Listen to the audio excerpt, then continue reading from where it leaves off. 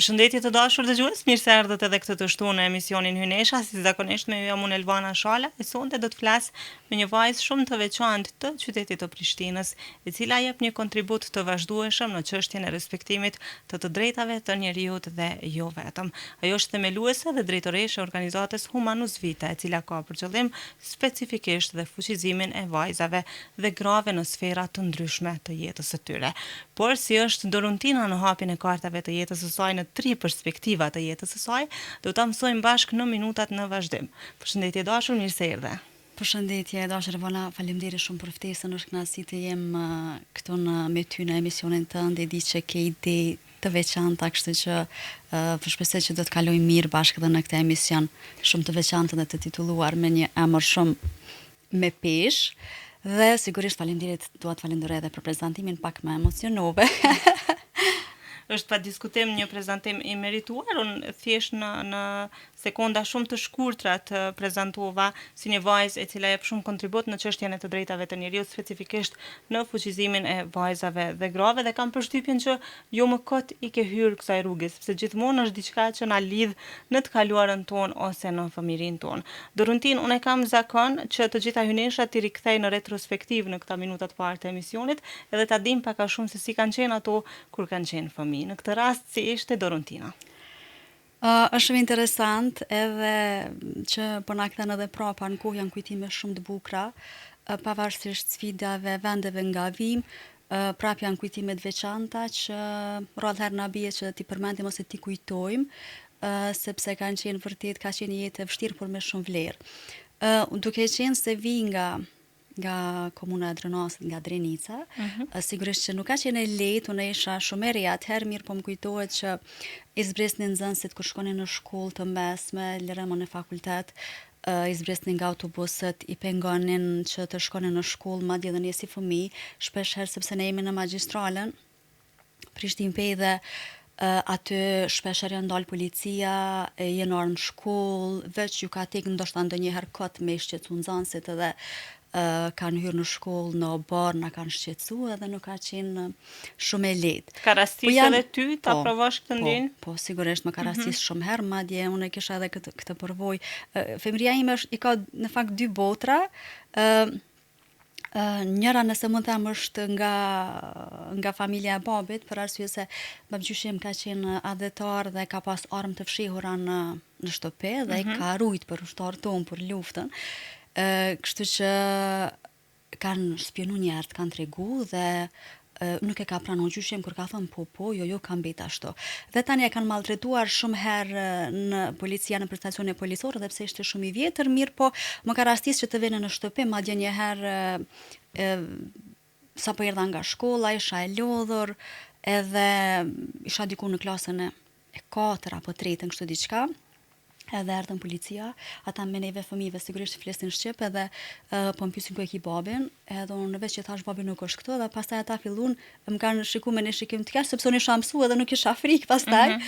Edhe kështu që ata u sollën pak në obar, kërkuan gjyshin tani, pastaj u morën me gjyshin, kështu që kam edhe këtë përvojë, një përvojë tjetër është në shkollën fillore, ishim edhe sikur shumë herë që ka ndodhur, për shembull kur kanë thënë që erdhen policia, janë disa autoblinda ose që kanë qenë në atë kohë, edhe më kujtohet një vajzë e klasës, kanë qenë 7 motra dhe një vëlla apo gjarë diçka kështu, edhe ajo nuk ka ditë asgjë, veç si kanë thënë erdhen policia, ajo kanë hyrë në përfshat edhe ajo ka dalë pa çantë, pas gjë, edhe ka vrapu drejt në shtëpinë e saj, edhe ka thënë visari se ka pas një vëlla për hastret, edhe për ta mbrojtur vllahun. Po, për ta mbrojtur vllahun, edhe ka dalë, ka vrapu, edhe domethënë qysh të ri.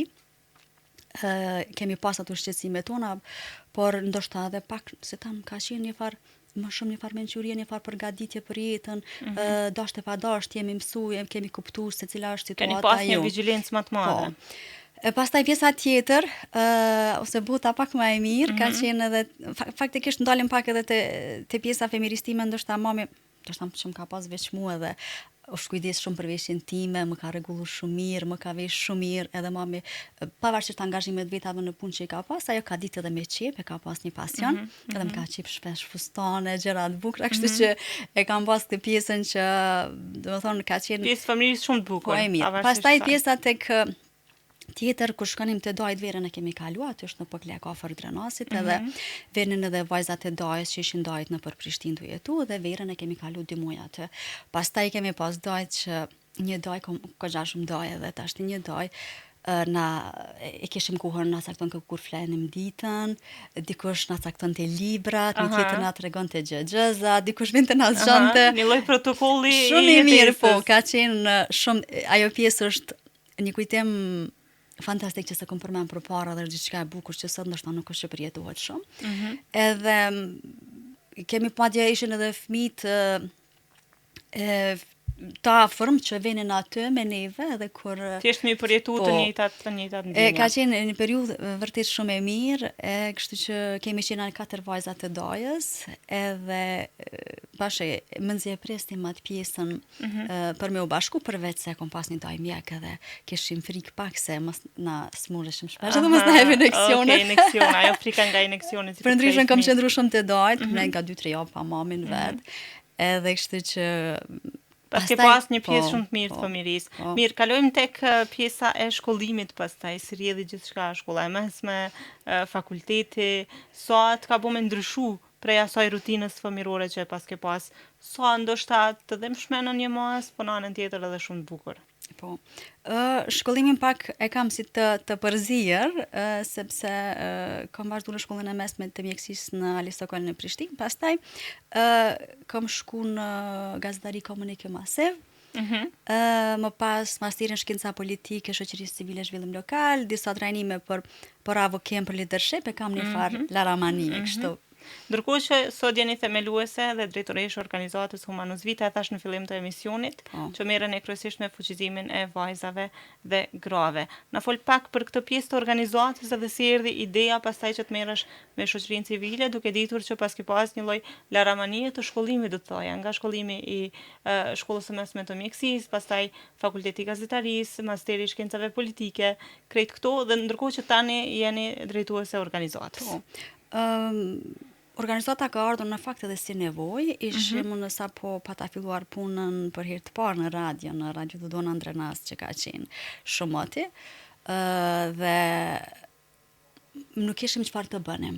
Shumë nuk ishte aktivitete, edhe nuk e konsideroja në rregull që të rinim kafeterive apo të shëtesnim këtë, me humbë kohën këtë, kështu që pa të vendos me një shoqe, me një kolege aty, që pastaj e bëm edhe shoqe shumë të mira, edhe kemi punuar e zhvilluar goxha shumë institucionin ku punonim, kështu që vendosëm të krijonim një organizat për aktivitete diçka për të rinjt.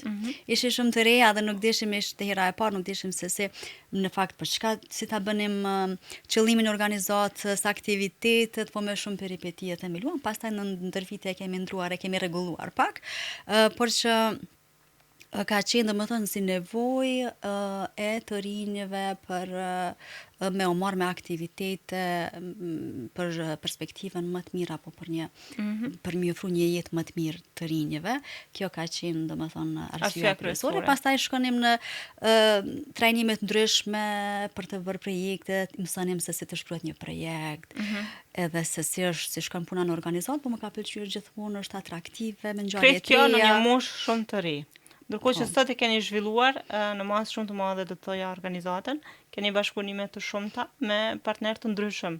Ku është sot e fokusuar më shumë organizata? E keni nisur më shumë për qëllime rinore, ndërkohë që keni evoluar dita ditës. Tani me qenë se janë bërë disa vite prej që e keni themeluar, ku e ka sot fokusin kryesor organizata? Si thash, domethënë e kemi ndryshuar sepse ishim të rinë, nuk dishim saktë se si funksionon dhe ku të përcaktohemi. Po unë kështu e kam këtë pjesën, po them e feminizmi, sepse nuk dua të them që jam feministe, po jam për të drejtat e njerëzit, por duke parë që 80% sipas të gjitha statistikave të ose bëjëse të policisë të ndryshme, viktima janë gra. Dhe e dim që pavarësia është goxha e madhe. Ndoshta duket që kemi përparuar, por kur punon me këto raste me shtresa ndryshme, e sheh që vërtet jemi larg. Kështu që unë si e vogël, ne dim që përpara, sidomos para luftës, kemi jetuar gjithmonë pjesa dërmuese në familje në numër të madh, dhe gjithmonë nusja ka qenë ajo që ndoshta për shembull çaj ka qenë çaj edhe ka qenë e vetëm nuk i kanë ndihmuar të tjerët, edhe gjithmonë më zhduk si lloj si them sikur kamarieri që paguhet për atë punë dhe shërben, ndërsa Nusja e ka për po, detyrë edhe më falas. kanë penguar kështu gjëra gjithmonë pse vetëm gratë ose kjo është për gra, kjo është për gru, kjo është për burr, edhe domethënë qysh herët ma kanë tërheq vëmendjen këto padrejtësi dhe ndoshta kjo është edhe arsyeja kryesore pse jam fokusu, është kuptuar edhe mami që shpesh i ndihmon për shembull kur ka konkurse për vajza ose i shtyn vajza shkollon shpesh herë them po atë ose pengo se një dikush dëshiron me u shkollu, nuk ka mundësi, shumë shoqet mia për shembull kanë dashur me u shkollu, s'kan pas mundësi, edhe sot e kanë, siç themi fjalën popullore, e kanë pikë që nuk kanë shkollu, domethënë e kanë një farë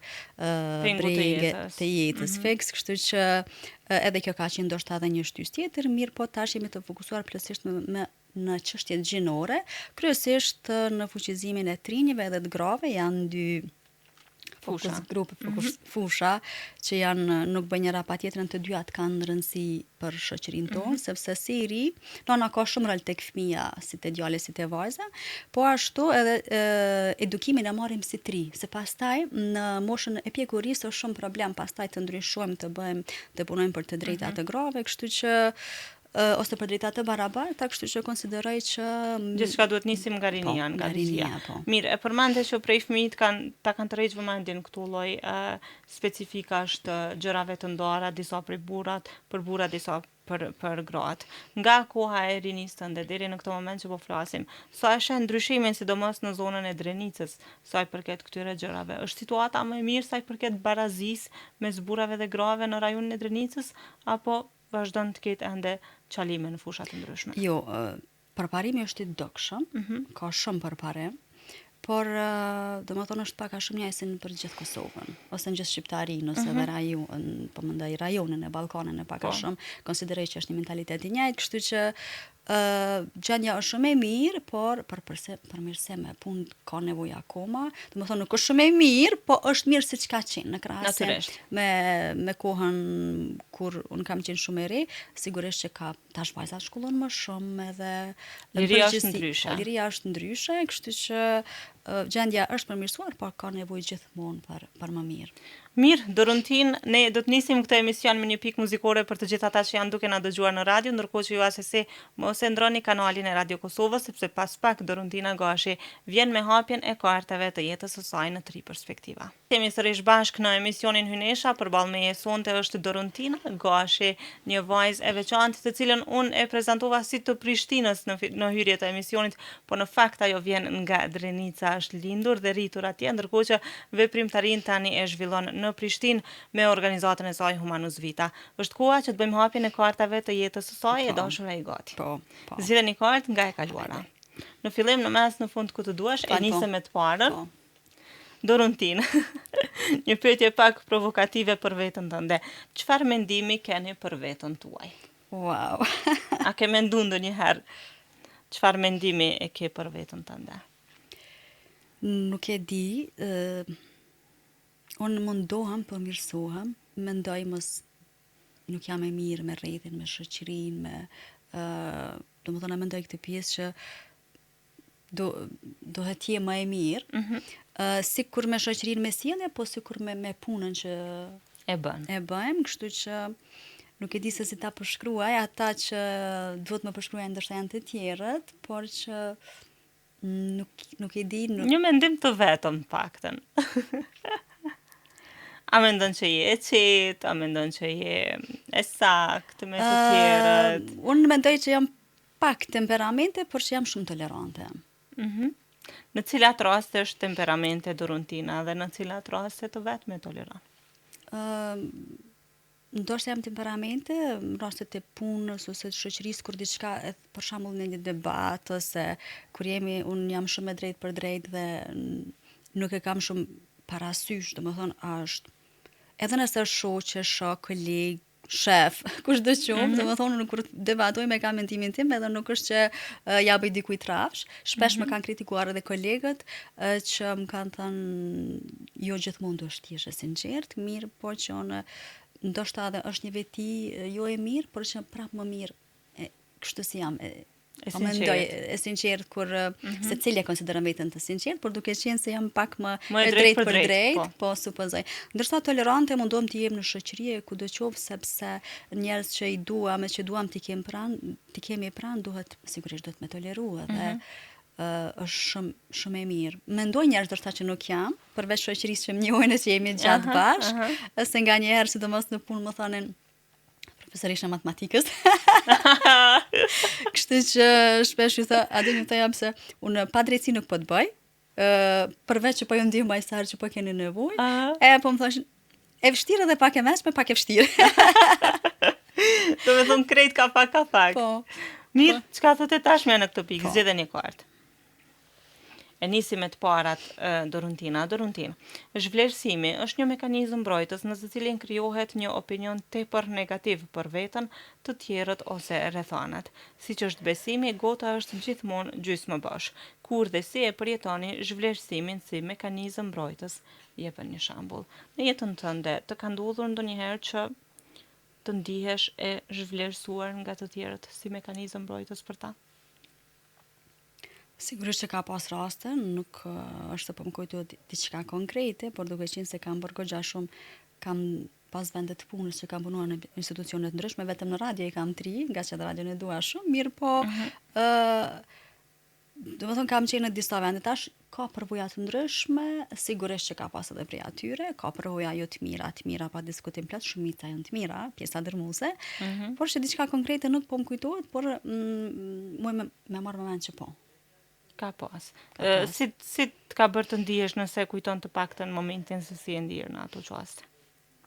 Në fakt, tani sa po më kujtoa, ka qenë pak vite më parë, shumë pak, në një rast që nuk e prita, edhe ishte diçka që mendonim ndryshe dhe doli krejt ndryshe, kështu që ishte pak e papranueshme, por që për vetë mbrojtje njerëz bëjnë edhe janë gjetje të bëjmë edhe.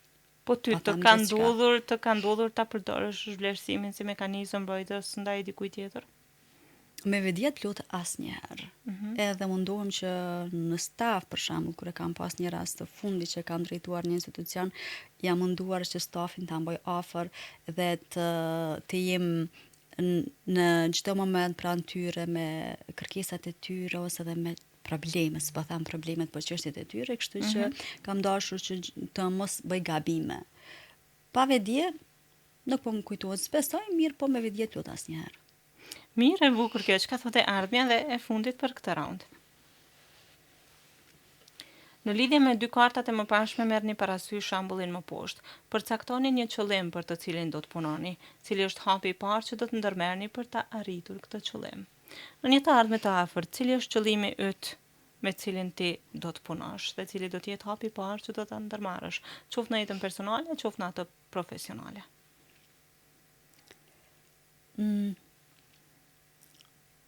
Për planet të ardhme, sigurisht qëllimin në një të ardhme të afërt për cilin do të punosh. A ka ndonjë qëllim të caktuar? Qëllimi është forcimi apo rritja organizatës, shtrirja më e gjerë dhe në komunat e tjera, duke qenë se kam edhe oferta nga komuna që më kanë ftuar, për të ne pak na penalizojnë pak donatorët, nuk jemi sikur biznesi fitim pros që për çdo kërkesë të jemi gati, dhe ka shumë gra që po na presin për bashkëpunim dhe që dua t'i takoj dhe të bashkëpunoj me to. Jam shumë e lumtur që kemi kërkesa të tilla dhe qëllimi kryesor është që të fokusohem në forcimin e grave, në lidhje, në bashkimin e tyre, që të bashkëpunojnë, të jenë apo të jemi të gjitha bashkë më afër njëra tjetrës për çkado që kemi nevojë, për arsye sepse njëra tjetrën e forcojmë më shumë në punë, në jetë, përveç se bashkëpunimi në punë mjafton që njihemi për të dalë për një muhabet, për të ndarë hallet, nuk i di e del diçka, ndonjë ide, ndonjë mendim për të nga një bisedë thjesht del diçka e bukur ose një projekt ose çka do qoftë, kështu që qëllimi është gjithmonë në fuqizimin e grave. Cili është projekti aktual me cilin jeni duke punuar në organizatë? Në organizatë, njëri prej projekteve që më ka pëlqyer jashtëzakonisht shumë që ka qenë i veçantë në ashtë ndërprerje. Ka qenë me USAID-in. Po, për shkak të fondeve të ajo ka USAID-it. qenë me gratë në këshilla lokale që nuk ka nuk ka granë këshilla lokale, pse jo dhe kryetare të fshatrave, kjo është ka mbetë në gjysmë dhe ndoshta kjo është një ide që dëshiroj ta vazhdoj. Shpresoj që të mund ta vazhdoj sepse është diçka shumë e mirë, diçka ndoshta e parealizuar më parë, kështu që ky është njëri. Pra, aktualisht jeni të fokusuar më shumë tek gratë e zonës së Drenicës. Jo, Drenicës. Apo edhe të Këto rajoneve dyja të kanë tjera. qenë po në Drenaz dhe në Skënderaj, tash jemi të fokusuar te gratë në Vushtre. Janë gratë të dëshmorëve që askush nuk meriton më shumë se ato. Natyrisht. Dhe cili është projekti me cilin po merreni me Është to? fuqizimi, po mendoj është po ashtu fuqizimi në këtë aspektin rrjeteve sociale, në marketing, se si të zhvillojnë bizneset e tyre. Është shumë e bukur. Dhe sigurisht te gratë të cilat mbase nuk kanë pasur mundësi edhe të nënshtrohen shkollimit të nivelit të lartë. Po, Besoj. po. Se kjo është jashtëzakonisht Edhe janë po. ndihmëse e madhe për to. Edhe kështu që të zhvillojnë edhe pak edhe biznesin e tyre personal që të rriten gradualisht. Mirë shumë, ndërruntin shpejt kaloj raundi i parë i hapjes së kartave, tregom si po ndihesh në këtë pjesë. Jashtëzakonisht mirë, më ke kthyer shumë prapa, edhe është diçka shumë e bukur që u mbusha plot emocion, diçka që nuk e përmendim, që tashmë për rast nuk e kujtojmë, është diçka që për me qenë më të mirë në të ardhmen duhet pak ta rikujtojmë edhe të kaluarën. Natyrisht, dhe asnjëherë s'mund ta dim të tashmen do të thoja të paktën të një personi ose të një vendi nëse nuk e njohim pak edhe të kaluarën e tij apo të saj. Mirë, është koha që sërish të rikthehemi muzikës për të gjithë ata që janë duke na dëgjuar në radio, ndërkohë që ju vazhdoni të shoqëroheni me ne, sepse vetëm pas pak vjen raundi i dytë i hapjes së kartave të Doruntina Gashit. Jemi rikthyer sërish në studio, po ju shoqëron emisioni Hynesha, e tash është koha për raundin e dytë të hapjes së kartave të Doruntina Gashit. E kuptuam pak në pjesën e parë se çfarë mendimi ka për veten e saj, si e sheh ajo zhvlerësimin nga të tjerët dhe cili është hapi i saj konkret, të cilin do ta ndërmarrë shumë shpejt në të ardhmen e saj të afërt, se ku do ta përplasin kartat e jetës së saj tani. E kuptojmë nga përzgjedhja e saj. A i gati? Elvona, kartat e ke pak të rrezikshme. Të vështira pak, a? Pak me specin. Krejt me të fillimit Doruntina, gjithmonë e zgjedh kështu të parën apo veç këto? Nuk e di rastisht, po shpresoj që të jem kështu me radhë. Me fillim kështu, aty më shku gjërave me radhë. Po jam pak e përzime, kështu nuk besoj, po mirë sot. Okej. A e ka provokuar ndonjëherë zemrimin tuaj, ndonjë sjellje apo ndjenjë në lidhje me ato që e keni diskutuar dhe kur? Në lidhje me gjithë bisedën që e bëm nga pjesa e parë kur folët për fëmijërinë deri në këtë moment, a ka pasur ndonjëherë që një sjellje e jotja e ka provokuar një situatë të caktuar? Me që përmendet që keni pas vende të ndryshme të punës, keni ndru institucione të ndryshme. Kam përshtypjen që ka ndodhur ndonjëherë ndonjë situatë më provokuese nga ana jote që ndoshta nuk është se të ka bërë të ndihesh mirë. Ka pas pa diskutim që të ketë pak naci ose përplasje idesh ndonjëherë diçka më konkrete nuk është se po më kujtohet, do të thonë ato që i folëm janë që ndodhen fatkeqësisht çdo kënd edhe që në fakt bizneset ndoshta shpesh herë them që e kanë sjellur këtë gjendje duke mos i respektuar dhe i vlerësuar apo i çmuar punëtorët e tyre që janë edhe kapacitetet e tyre, por duke i nënçmuar se nga mosdia. Bizneset e suksesshme kanë kujdes edhe do të thonë veprojnë edhe me baza ligjore, po edhe me baza morale, kështu që kjo çështje është se masaron shumë shpesh. Edhe që fatkeqësisht ende nuk është përmirësuar edhe pse pak janë ndjekur me punëtorët që ose po shkojnë jashtë ose sillet tani janë ndryshe. Ka përparuar ky aspekt sepse nga ana ligjore është pak më ndryshe, por që Pse mendon Doruntin që ndodh kjo? Pse mendon që në institucione private nuk është se respektohet apo çmohet punëtori në nivelin që e meriton? Meqense keni punuar në sektorin privat, aq sa u ndi gjatë gjithë kohës. Po gjithmonë.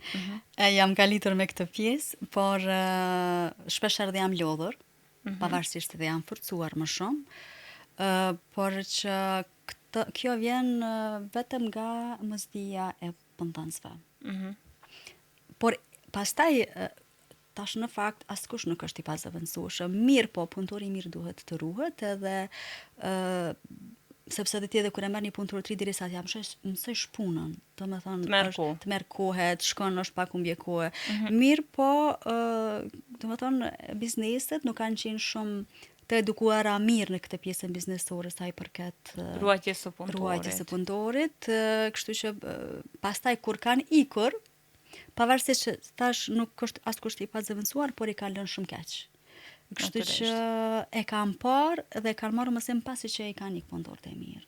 A do të rikthehesh në sektorin privat?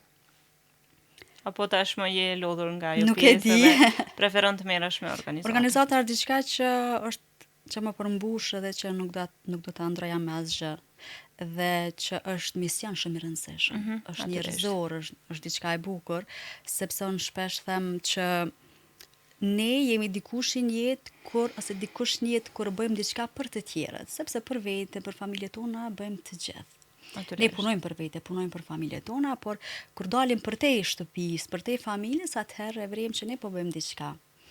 Edhe domethënë organizatën, edhe nëse nuk do të jem, direkt në organizatë do të jem prapa që për shembull të punsoj, të mundohem, është diçka shumë e bukur edhe kur punson dikë, edhe që të jem prapa të rinjeve që atë të grave gjithmonë, që përmes organizatës të kenë mundësi të zhvillojnë veten e tyre. Nuk e di pse po më vjen me të pyet, a do të shohim ndonjëherë në politikë, ke menduar? Çfarë pyetje vetëm shumë pak mish ma kam bërë. Në politikë shpesh herë them shpresoj që nuk më vjen ndonjë pozitë joshse për ndryshe asnjëherë. Nuk e shoh veten në politikë. Pozita joshse se do të binte ti hysh politikës. Po kështu thoj za pak, për shembull ndonjë pozicion kur futesh në atë mes. Nuk është edhe keq, sepse lëvizjen e shëtisën e dalin, është rrjetin, ne kemi pak shumë ngjashëm se me gazetari, që se din tjetër me organizata, që e zgjerojmë rrjetin, takojmë shumë njerëz, edhe shumë e bukur kur takon shumë njerëz edhe politika, sikur të ishte keqe nuk do të luftonte njerëz dash shumë për pushtetet, për pushtetin. Mirë, po e marrim si përgjigje që nuk përjashtohet si mundësi. Nuk e di, nuk e besoj. Nuk e besoj. Nuk do të doja. Okej. Çka thotë tashmë në këtë pikë, zgjidhe një kartë. Teorizohet se shkaku i të gjitha reagimeve tona të forta, emocionale, është në fëmirinë e hershme. Mendoni për një rast të fundit në të cilin keni pasur një reagim të dhunshëm emocional, si një marrëdhënie, situatë ose person. A kishte ndonjë gjë të krahasueshme në fëmirinë tuaj? Durën të jenë si tip dukesh shumë e qetë. Por a ka momente kur shpërthen Dorontina emocionalisht? Ka sigurisht, por kohëve të fundit si jam bërë pak më emocionale, nuk e di pse. Mundohem të mos reagoj. Mundohem të flas pak më pak. Kështu që nuk e di.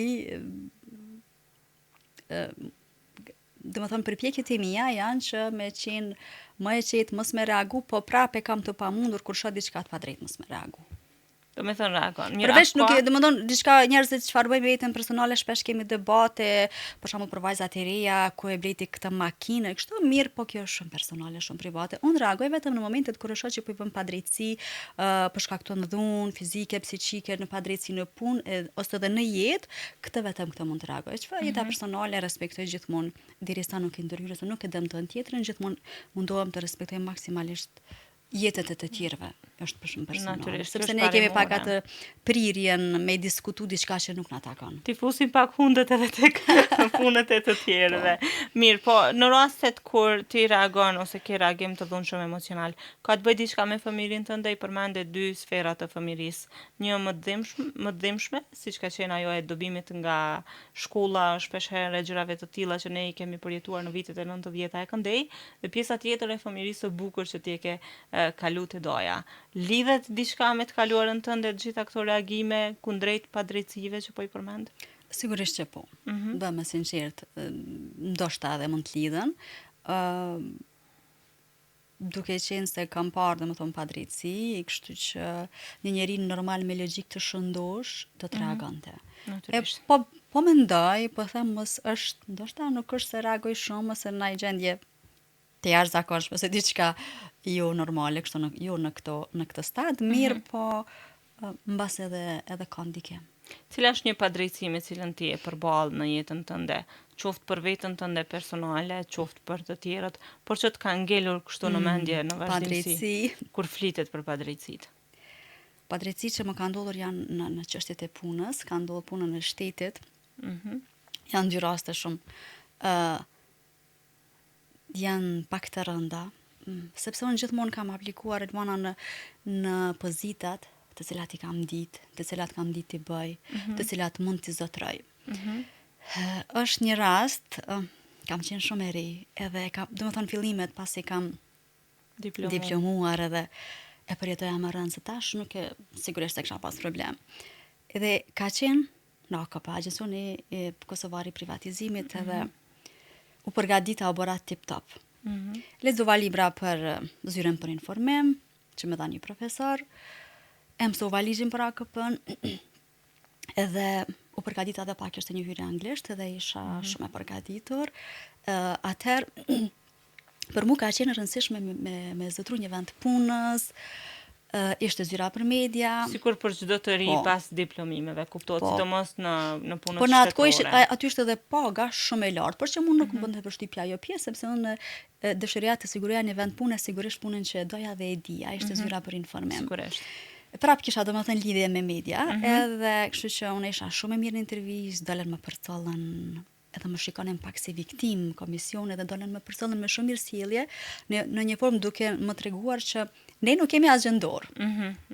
Pra për mua ishte papranueshme, po me habis të sjellja atyre. Pastaj unë si gazetare hulumtova, pastaj më dërguan emailën që suksesirave të tjera. Kështu që unë hulumtova, vazhdova pak, nuk e kisha atë guximin, atë diturin, faktikisht atë përvojën me shku me masa ligjore, me diçka me u drejtu, sepse më ishte bërë pa drejt, dhe pastaj duke hulumtu dhe kishte dalë që nuk është pranuar një vajzë që ka qenë më mirë se ata që kanë studiuar jashtë vendit, në atë kohë, domethënë para 15 vitesh, 10 vite diku, po ndoshta rreth 15 vite bëhet fjalë shumë herët në atë moshë, kështu që kam përjetuar shumë rënd, dhe kam thënë që nuk pas kanë faj mashkujt burrat që dalin jashtë Kosovës, sepse ka qenë një kohë që dilnin shpesh herë, pjesë që dilnin emigranin, kështu që kam thënë nuk pas kam faj, dhe sikur t'isha dalë në atë kohë jashtë, unë nuk besoj që do t'isha kthyer në Kosovë.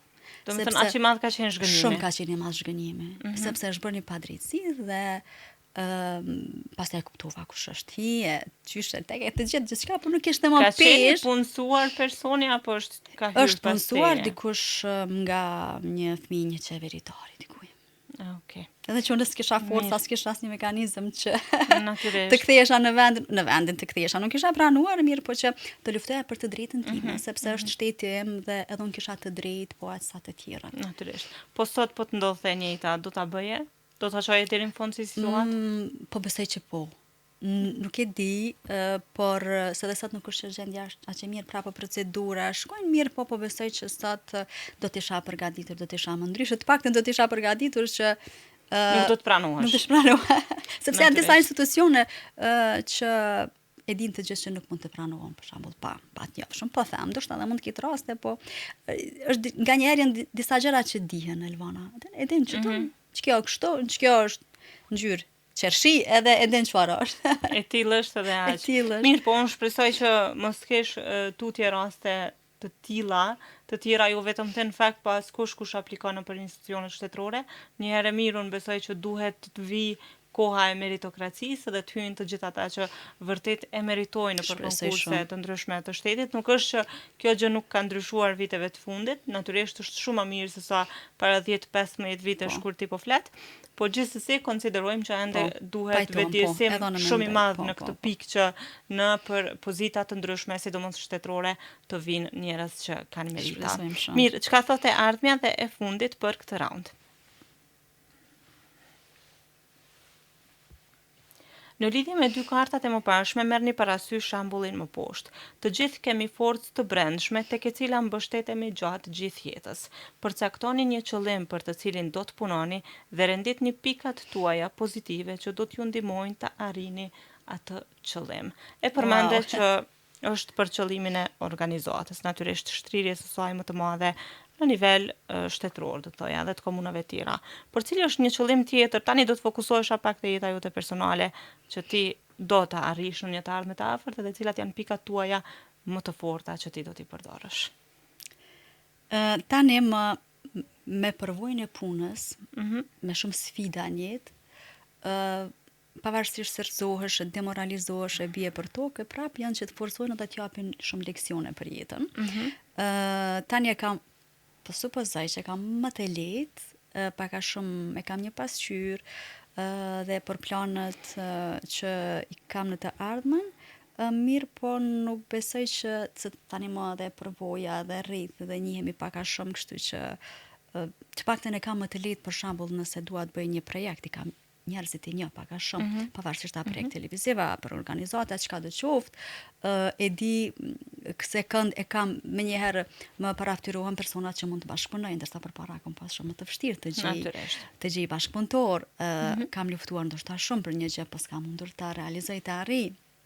Kështu që tani është më e lehtë, pak më e qasshme, sfidat janë gjithmonë, sidomos nëse do të bësh gjëra pak më të mëdha, nuk është shumë e lehtë, por që duhet me mundu dhe pa mundu, nuk është se vinë gjërat e mira. Por tek aspekti personal, çka do të ndryshonte në këtë rast Dorontina në një të ardhme të afërt? Në karakterin e saj. Në karakterin tim? Si thash, unë shoqërinë e du shumë, edhe jam shumë e lumtur që kam shumë shoqëri dhe kam shumë të mirë, që i kam edhe bashkëpunëtorët, i kam shoqëri me të mirë, dhe nuk e di nëse do të ndryshoja diçka, sepse viteve të fundit veç kam filluar të ndryshoj pak në çfarë aspekti ke filluar të ndryshosh? Për shembull gjërat përpara i kam marrë shumë afër zemrës, shumë më rënd, më seriozisht, ashtu kur ka ndodhur diçka pse ndodhi, si u bë, tash është pak më ndryshe, i marr pak më me qetësi ose si themi me sportivitet. Edhe kjo. Pra nuk do të ndryshoje diçka tjetër tek vetja. Të ka ndodhur të zhgënjehesh ndonjëherë nga shoqëria me që po e përmend në vazhdimsi? Po, sigurisht. Sigurisht. Madje nga njerëz që i kam dashur, që i kam dashur shumë, ose shoqëri, ose që sepse unë e kam një veti të dobët, ndoshta nuk kjo ndoshta që du të ndryshoj. Kur e dua dikën, e dua me zemër. Dhe nuk kërsehem për shoqërinë ose kur më kërkon dikush diçka. Edhe prap po them që ndoshta nuk është mirë me ndryshu, sepse dashnia me shoqet, me miqt është shumë e bukur. Edhe kur e dashnin duhet ta ndrojmë asnjëherë mbi gjitha. Kështu që njerëz janë si janë të krijuar, mirë po që nuk do të thotë që janë të gjithë njerëzit e tillë. A fal në këtë rast shpesh Dorontina? Unë fali vetëm nëse është diçka shumë e madhe, pa falshme, për ndryshe mundohem që të fal. Më kujtohet një thënie që e kam një thënie gjithmonë e rikujtoj, i dopt t'i gabon, i mesh mi fal. Edhe falja është njerëzore, kështu që falja gjithmonë është evidente nëse mund të them, dhe pa diskutim që shumë falje.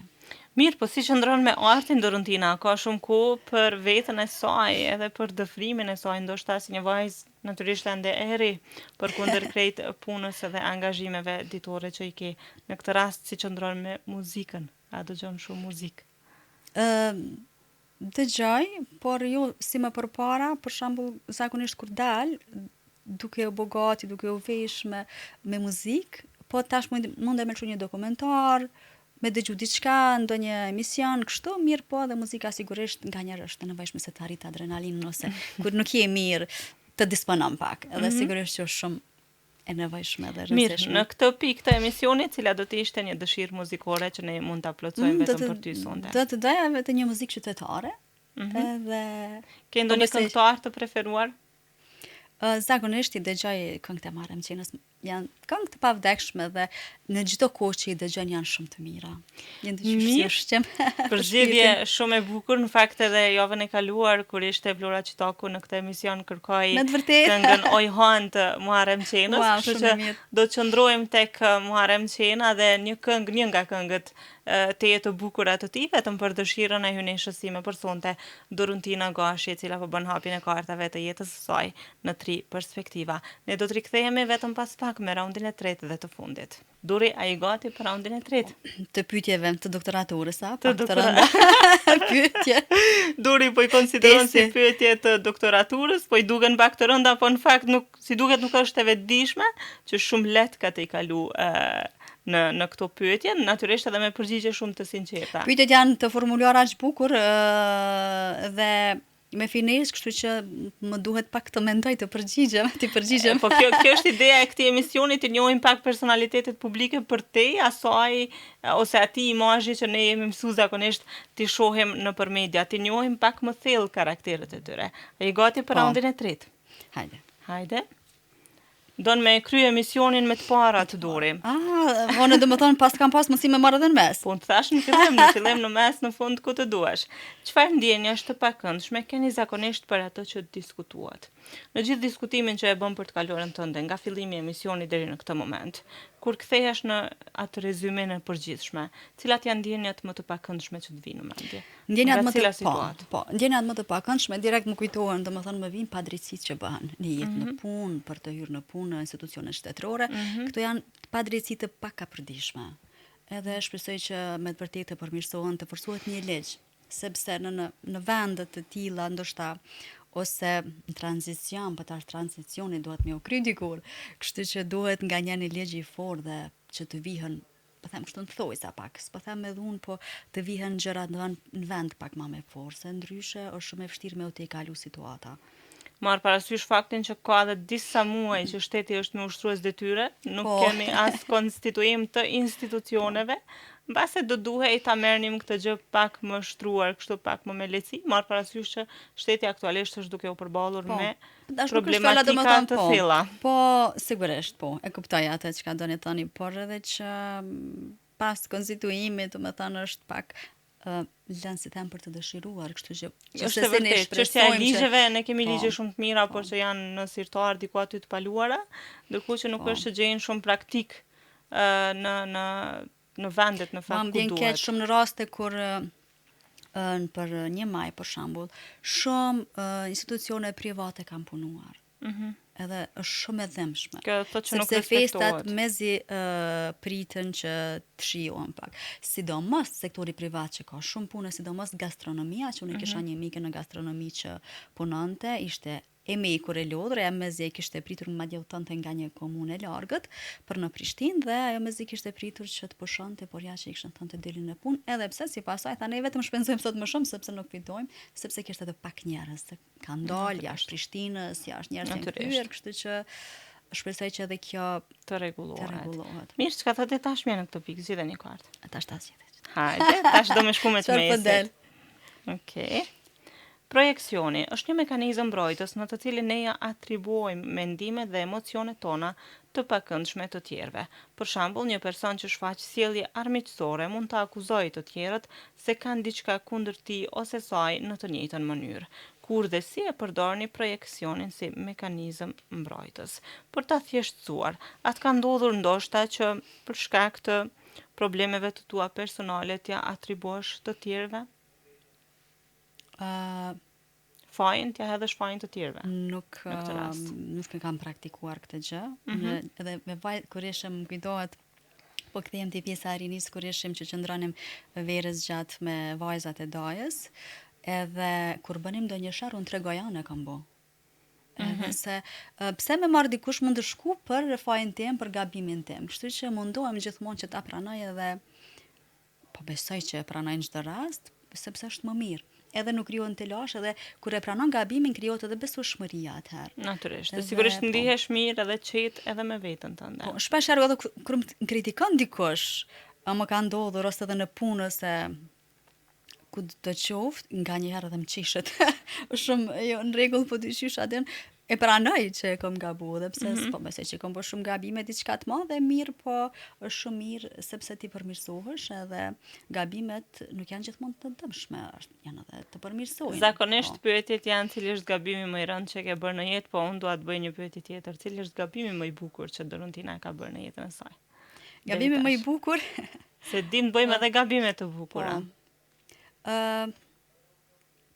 Ajo që po më kujtohet tani lidhet me punën. Shpesh herë më ka ndodhur që të lë punën ndoshta kur ka qenë kulminacioni i suksesit, por duke qenë se kam punuar nëpër institucione private, nuk kam lejuar që të përdhoset personaliteti im, kështu që jam detyruar të tërhiqem pas dhe kjo është një gabim ndoshta sepse Që e konsideron të bukur, sepse e ke mbrojtur dinjitetin tënd. po shpresoj që po, kështu. Mirë, prap mund cilësohet si një gabim i mirë, sepse mbi të gjitha, pavarësisht punës, karrierës ose stadit të suksesit ku je, dinjiteti njerëzor dhe vetja jote duhet jetë parsorë. Se unë gjithmonë e jap maksimumin kudo që punoj, pavarësisht pagës, pavarësisht rrethonave, momentin që unë e pranoj ofertën e punës, unë e jap maksimumin. Kështu që derisa unë jam e përkushtuar plotësisht, atëherë Para që të vlerësohesh. Pres të vlerësohet sigurisht. Natyrisht. Çka thotë e ardhmja dhe e fundit për këtë edicion, jemi fare në minutat e fundit. Në lidhje me dy kartat e mëparshme, merrni parasysh shembullin më poshtë. Çfarë lloj ndryshimi dëshironi, si do të ndiheni kur ta keni arritur atë? Cili mendoni se do të jetë mendimi juaj për veten tuaj atëherë? Në fakt, këtë pyetje vetëm sa ta bëra pa kartë, do të thënë se çfarë lloj ndryshimi e dëshiron tek vetja Dorontina, do të propozoja ta ndrojmë, të shkojmë me një kartë tjetër, që të mos i përsërisim pyetjet. Po, në rregull. Hajde. Paka shumë është e njëjta, prap flet për ndryshimin që ti dëshiron ta bësh tek vetja jote. Hajde me tjetrën. Kjo është shumë e bukur.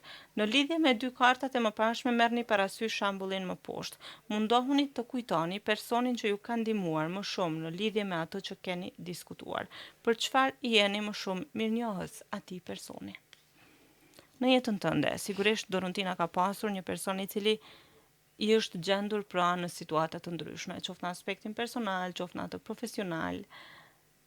Cili është ai person për ty dhe për çka je më shumë ti mirënjohës atij personi, kushdo qoftë? Po, përveç familjes që janë gjithmonë pranë, pa diskutim. Dua të përmend shoqen time të zemrës me të cilin jam rrit, është Ibadete Byty, që tash është një doktorish kardiologe shumë e njohur. Atë edhe pse ka qenë, s'ka bëj vetëm një vit, po para meje, kemi banu edhe shumë kohë bashk, ajo ka qenë shpesh të janë një mamë lash në shpinje e gjitha, më qërtonte shpesh herë, dule pak vonje, vesh shkort, se diçka të ngjashme, po ajo është kapacitet shumë njëri shkencës i dijes, po edhe një shpirt i mirë. Edhe më ka dashur dhe e kam dashur me zemër, është një motër e imja e ri, kështu që unë atë e dua dhe jam burqlike sepse më ka ndihmuar gjithmonë. Do t'i kërkoja falje publike për një gjë që një gabim që kam bërë. Nuk kam mundur të jem në ditën e diplomimit të saj, për arsye sepse më janë ngatruar datat. Unë e di ajo ka kaluar shumë sfida gjatë mjekësisë, sepse unë kam banuar më të jam për shumë padrejsi, sepse ajo ka qenë njëri i shkencës, ajo është e lindur për shkencë. Në momentin që nuk kam qenë në kurorëzimin të them të dashurisë më të madhe kur ka diplomuar në fakultetin e mjekësisë, ka qenë shok për mua. Edhe i kam pas disa aktivitete me organizat në gjimnaz, në Drenas, dhe i kam shkrujt, kam qenë edhe në një televizion njëkohësisht dhe i kam koordinuar disa ditë përpara ditët në mënyrë që të mund të jem në ceremoni në festën e saj, të jetës në ceremoninë e diplomimit dhe kam munguar. Kjo është gjë që unë e kam pikë që tjetën, sepse unë ja di vujtjet e saj. Ajo ka kaluar në vujtje shumë dhana, shumë padrejtësi, dhe më thonë si studente dhe pastaj kur ka diplomuar, dhe më thonë edhe kur ka filluar ato punën praktike, kështu, po në përgjithësi gjatë studimeve e di që ka punu shumë, e ka privuar jetën nga shumë kënaqësi të jetës, vetëm për të arritur në majat e suksesit të shkencës e mjekësisë. Ajo i mbante librat në prehër, i mbante librat, ajo për shembull kur shkonim në pushime në shtëpi verore, ajo tesha ti fustem, edhe pse është shumë kështu elegante, po ndërsa librat i mbante, i fuste në përçanta, në makinë, ndërsa librat i mbante në prehër ose ku banonim në banesat, ajo i ruante gjithmonë shumë, por kemi qenë si një shpirt binjak edhe e dua shumë dhe i kërkoj shumë falje që nuk ka mujt me qenë, por ka qenë gabimi nga prisa e datave. Jo, nuk është prekur, është lënduar pak, sepse jemi rrit bashk dhe jemi dasht shumë. Vazhdoni ta keni këtë raport edhe sot? Po, sigurisht, po punar se ajo bën shumë udhëtime nëpër konferenca ndërkombëtare, bën tepër udhëtime, shihemi rrallë, po kështu kritikohemi ka pak Me me telefon, në mënyrë virtuale kritikojmë. Unë sigurisht e kritikoj më shumë sepse ajo ka angazhime, domethënë, tash është edhe profesorish fakultet, më në fond pas shumë padrejësive që janë bërë. Ajo është shumë mirë, po ka shumë udhëtime, ka shumë punë, vazhdimisht me punime shkencore, me publikime të reja. Kështu që nuk është që shihemi shpesh, por që dashurinë e kemi të njëjtë si gjithmonë. Shumë rrëfim i bukur, sado që i prekshëm të pash edhe të emocionuar, po gjithsesi është mirë kur pranojmë gabimet, sidomos kur ato ndodhin pa dëshirë, siç ka ndodhur ky i yti, ti ngatrojmë gjërat është njerëzore, ti ngatrojmë datat na ndodh, po besoj secilëve dhe besoj që edhe zonja Ibadetit, të cilën ne e përshëndesim shumë, e ka kuptuar këtë gjë dhe natyrisht të ka falur. E dashur, kaq ishin minutat e hapjes së kartave të jetës tënde në 3 perspektiva. Tani që kemi ardhur krejt në fund, tregom si po ndihesh. Po ndihem interesant, jashtëzakonisht mirë, më ke kthyer në periudha e në ngjarjen në një rrëfim që nuk e kam bërë më parë, është një lloj edhe si shprehje. Jam shprehur çlirimi i shpirtit fiks. Dhe do të mbetet një ndër kujtimet im, janë një ndër emisionet më të bukura që kam përjetuar deri më sot. E dashur, shumë faleminderit, unë kisha kënaqësinë e veçantë të kem në këtë emision dhe natyrisht të shpalosim shumë detaje të jetës tënde, duke ditur faktin që nga puna jote në media, por edhe në organizat të kemi njohur prej vitesh, por konsideroj që kjo është intervista jote e parë më personale, ku ti ke folur për të kaluarën tënde deri tek ambicjet e tua për të ardhmen. Duke të dëshiruar gjitha të mirat në jetë, unë të falenderoj për prezencën tënde edhe uroj që të shihemi edhe në raste të tjera. Të falenderoj shumë që më ke vlerësuar për këtë emision. Shumë faleminderit.